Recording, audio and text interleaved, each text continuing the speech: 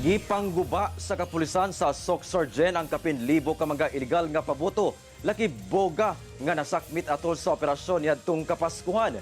Samtang 25 ka kaso sa firecrackers-related injury natala na sa Region 12 sumala sa DOH. Ani ang report.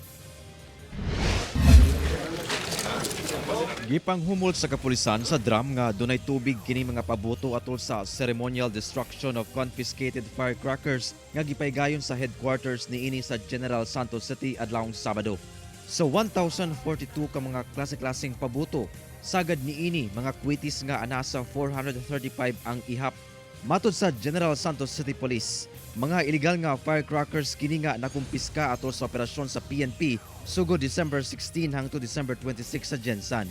Sagad niini napalit online. Mostly mga online nga access nila kay wala man sila good sa lista sa atong mga parameters.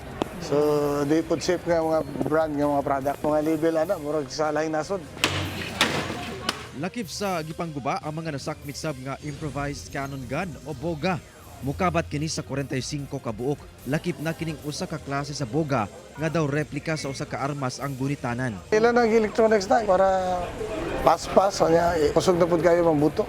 So delikado gyapon sa atong mga motorist kay nagagira man nato i-mount pud nila ang buka ni sa atong mga motorist. So maka-distract, maka-crash, destructive yun.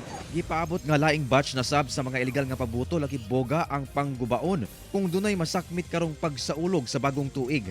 Samtang sa gipagulang tala sa Department of Health o Region 12, kalabot fireworks-related injuries sugod December 21 hangtod alas 8 ning December 29, 2025 sa Region 12. Misa ka na sa 25 ka kaso ang natala.